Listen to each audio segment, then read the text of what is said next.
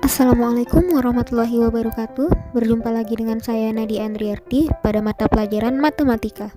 Baik, pada kali ini kita akan mempelajari tentang trigonometri. Apa sih trigonometri itu? Trigonometri adalah ilmu matematika yang mempelajari tentang sudut, sisi, dan perbandingan antara sudut terhadap sisi. Kata trigonometri berasal dari bahasa Yunani yang berarti ukuran-ukuran dalam sudut tiga atau yang biasa kita sebut segitiga. Untuk itu, trigonometri ini pada dasarnya menggunakan bangun datar segitiga. Oke, sekarang kita lihat perbandingan trigonometri pada segitiga. Pertama, kita lihat sebuah segitiga siku-siku ABC dengan salah satu sudutnya berupa alfa. Pada gambar, sudut alfa terletak pada titik sudut A. Pada segitiga ini, dapat kita lihat bahwa sisi AB merupakan sisi miring dari segitiga, sisi BC merupakan sisi depan sudut alfa, dan sisi AC merupakan sisi yang di samping sudut alfa. Nah, pada trigonometri ini kita akan mengenal istilah baru dalam matematika, yaitu sinus, kosinus, dan juga tangen. Nah, sinus, kosinus, dan tangen ini digunakan untuk menghitung sudut dengan perbandingan trigonometri sisi segitiga. Kembali kita lihat gambar segitiga ABC sebelumnya. Dengan gambar segitiga ini, nilai sinus, kosinus, dan tangen dapat kita peroleh dengan cara sebagai berikut. Sin alfa adalah perbandingan antara panjang sisi depan sudut alfa atau A dan panjang sisi miring atau C, sehingga sin alfa sama dengan A per C atau sisi depan per sisi miring. Selanjutnya yaitu cos alfa. Cos alfa adalah perbandingan antara panjang sisi samping sudut alfa atau B dengan panjang sisi miring atau C, sehingga cos alfa sama dengan B per C atau panjang sisi samping per panjang sisi miring. Berikutnya yaitu tangen alfa adalah perbandingan antara panjang sisi depan sudut alfa dan panjang sisi samping sudut alfa, sehingga tangen alfa sama dengan A per B atau panjang sisi depan per panjang sisi samping. Sampai di sini paham ya? Sekarang kita masuk pada sudut istimewa. Adapun sudut-sudut istimewa dalam trigonometri yang pertama adalah 0 derajat, kemudian 30 derajat, 45 derajat, 60 derajat, dan 90 derajat. Dengan perbandingan trigonometrinya dapat kita lihat pada tabel. Untuk membuktikan benar atau tidaknya nilai tersebut, Ananda bisa mencarinya dengan menggunakan perbandingan yang sudah kita dapatkan sebelumnya. Sekarang kita lihat trigonometri dalam kuadran.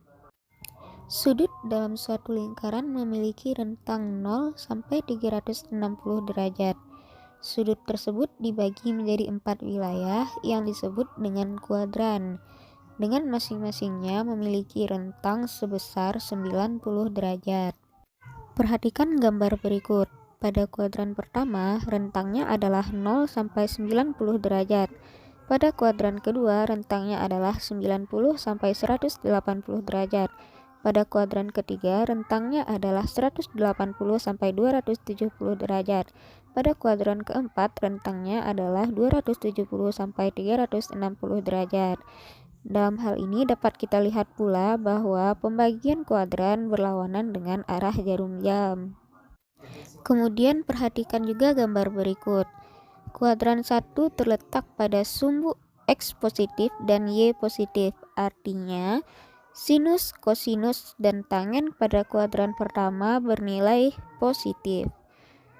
Kuadran kedua terletak pada sumbu X negatif dan Y positif, artinya hanya sinus yang bernilai positif, sedangkan kosinus dan tangen pada kuadran 2 bernilai negatif.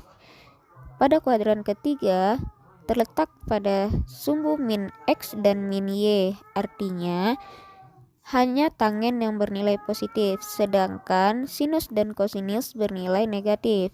Untuk kuadran keempat, terletak pada sumbu X positif dan Y negatif, artinya hanya kosinus yang bernilai positif, sedangkan sinus dan tangen bernilai negatif. Selanjutnya, kita masuk pada sudut berelasi. Sudut berelasi ini merupakan materi lanjutan dari sistem kuadran sebelumnya.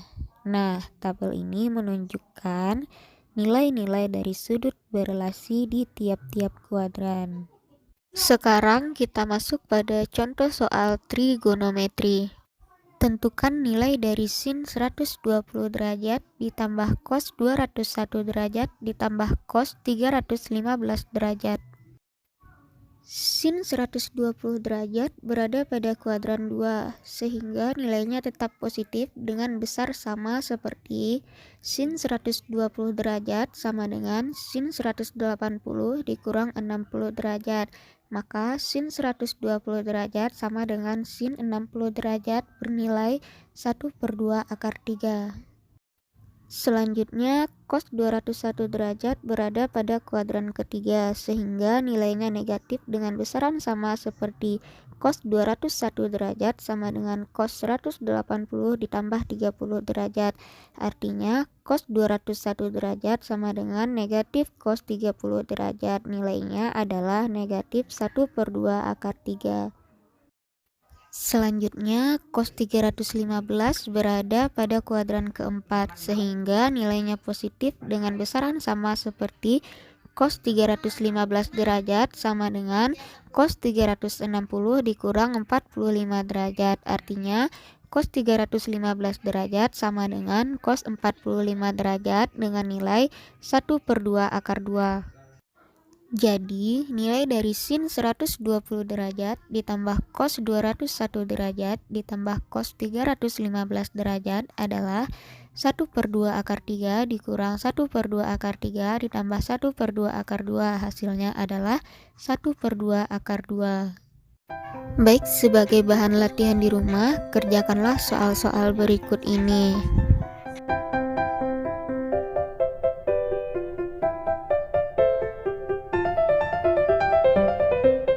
Demikianlah pembelajaran kita hari ini. Sampai bertemu lagi di pertemuan berikutnya dengan materi identitas trigonometri.